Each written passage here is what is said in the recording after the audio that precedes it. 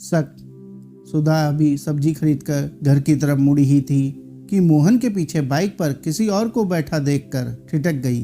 एक सुंदर सी औरत चिपक कर मोहन के पीछे बैठी थी और उसका एक हाथ मोहन के कंधे पर था। सुधा के तन बदन में आग लग गई। वह नागिन की तरह फुंकारी, अच्छा तो इस उम्र में ये गुल खिला रहे हो। रोज पैदल चलकर सब्जी खरीदने वाली सुधा ने तुरंत ऑटो किया और अनन फनन में घर पहुंची। मोहन अब तक घर नहीं पहुंचा था। इंतजार करते शाम के 7 बज चुके थे। इस टाइम से पहले तो रोज घर आ जाया करता था। सुधा गुस्से में बाहर गैलरी में चक्कर लगाने लगी और हाँफने लगी। क्या हुआ मम्मी? बड़ी बेटी आराध्या ने माँ को इस तरह बेचैन देखकर पूछ लिया। कॉलेज से लौटी आराध्या के साथ उसकी कॉलेज की सहेली भी साथ थी। इस कारण सुधा ने कहा, कुछ नहीं, जरा जी सा घबराया, इस कारण टहल रही हूँ। घूमा करो मम्मी, सुबह भी इतनी मोटी हो गई हो। इतना कहकर आराध्या अपने कमरे में चली गई।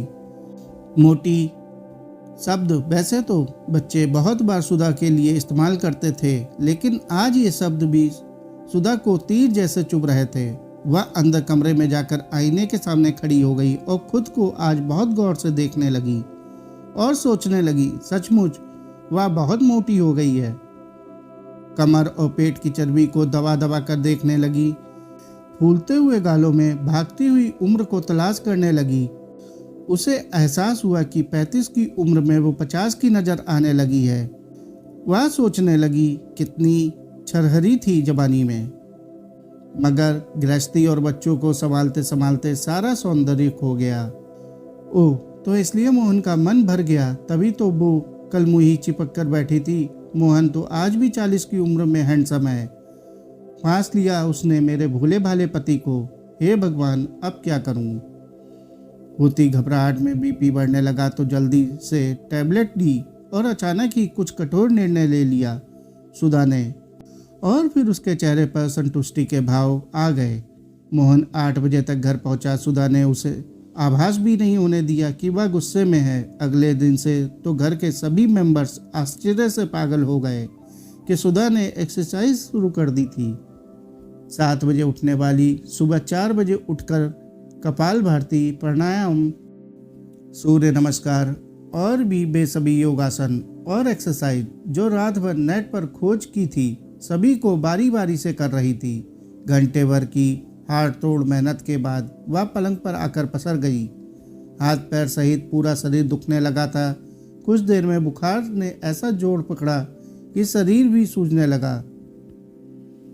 हालत गंभीर होते देख बड़ी बेटी आराध्या ने पिता मोहन को फोन किया और सुधा को लेकर परिवार वाले अस्पताल भागे। हालत खराब देखकर डॉक्टरों ने तुरंत सुधा को एडमिट कर दिया।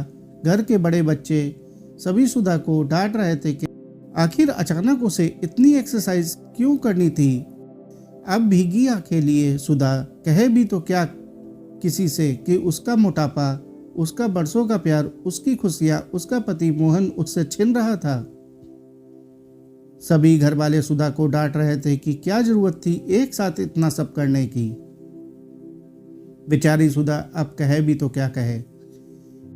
कैसे कहे कि मोहन बदल गया, उसका प्यार, उसकी खुशी, उसका संसार, उसका पति अब किसी जवान स्लिम सी लड़की के साथ अफेयर। कैसे बताए कि इस घर में उसकी सौतन आने वाली है।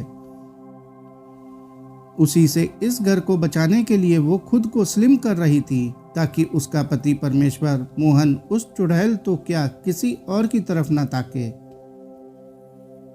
इधर मोहन भी ऑफिस से छुट्टी लेकर अस्पताल आ गया था, लेकिन उसने सुधा को जरा भी नहीं डांटा। सब घर के लोग धीरे धीरे वापस चले गए। बस मोहन और सुधा ही बचे थे अस्पताल में। तब मोहन ने पूछा, परेशान दिख रही हो, कल रात से ही क्या बात है?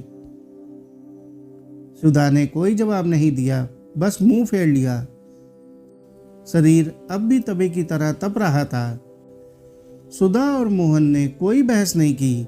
बार ठंडी पट्टी बार बार उसके माथे पर रखता रहा। यह सिलसिला रात भर चला। इसके चलते एक पल भी नहीं सोया। सुधा भी दर्द और बुखार में बेहोश सी रही पूरी रात। डॉक्टरों ने कहा कि इनका बीपी कंट्रोल नहीं हो रहा है। अगर यही हालत रही तो फेफड़ों और हार्ट अटैक का खतरा है। फिर सुबह वह सुंदर औरत भी उससे मिलने आई। उसे देखकर सुधा ने मुंह फेर लिया। तब मोहन ने परिचय कराया। अरे सुधा, इधर देखो, ये सोनिया दीदी है। इनका कई बार तुम्हारे सामने जिक्र भी कर चुका हूँ। 2 दिन पहले ही इनका ट्रांसफ़र मेरे ऑफिस में हुआ है। कल दीदी ने ज्वाइन किया। कल ही सामान भी शिफ्ट किया हमारे पास वाली कॉलोनी में। शाम को चाय पर बुलाया था दीदी ने हमें परिवार सहित। मगर तुम्हारी तबीयत। सुधा तो यह सुनकर शर्म के मारे जैसे धरती में समा गई। उफ, कितनी पागल और मूर्ख हूँ मैं। अपने देवता जैसे पति पर शक किया। उसने नजर झुकाए हुए ही सोनिया दीदी से नमस्कार किया। फिर चमत्कार हुआ।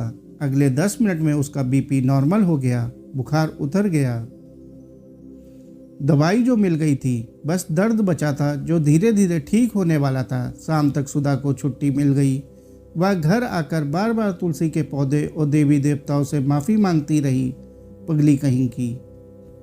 साथियों, कहानी को आखिर तक सुनने के लिए आपका बहुत बहुत शुक्रिया। कहानी अच्छी लगी हो तो कहानी को लाइक और चैनल को सब्सक्राइब कर लें। धन्यवाद।